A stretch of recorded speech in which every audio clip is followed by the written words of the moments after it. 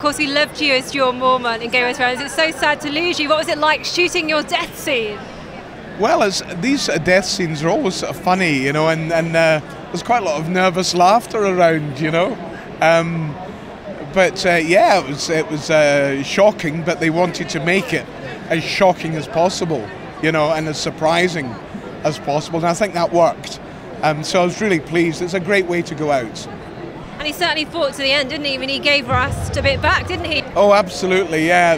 The old bear took a lot of killing. Of course, we've seen the death of Rast this season. He's gone. What do you think about that? Yeah, I think that's one of the qualities of Game of Thrones, that it executes people all over the place, good, bad, and indifferent, you know.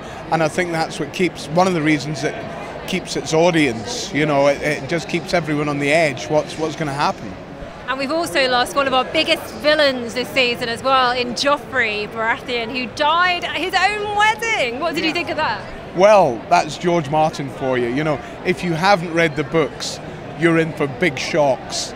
You know, I think he's such an amazing writer, you know, and twists and turns and throws things in. He's astonishing. Of your scenes, which are the ones you enjoyed the most filming? Which ones kind of stick in your memory? The one scene that really sticks in my memory is, I think it might have been season 2, with Jon Snow, where I gave him the wolf's head sword, and there was a really nice subtext there of you know, Mormont losing his son to the other side, and him seeing something in Jon Snow that he wanted to pass on. Kit and I both enjoyed that scene tremendously. Of course, you mentioned your son there, Jorah Mormont, who's played by Ian Glenn. Yeah. I mean, do you have high hopes for him? You never know, but I just love watching Ian. He's a fabulous actor. Yeah, very proud that he's playing my son. Unfortunately, Jorah didn't have the qualities that you need to survive in Game of Thrones. It was so sad to see him go. But if you had to say what you need to kind of stay alive and thrive in the Game of Thrones world, what do you think those qualities are? Well, I think Mormont died because he was the kind of man he was, and he was very unusual in the whole panoply of characters, in that he was a very straightforward man. He had no ulterior motives. All he did was protect the wall and protect everyone inside it.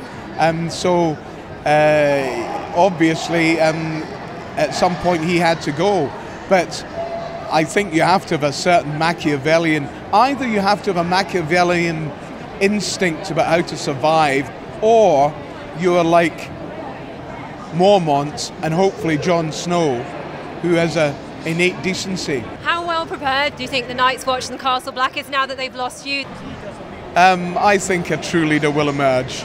You know, cometh the time, cometh the man. You could have been any other character in the show apart from Mormont. Who would you like to have been? I think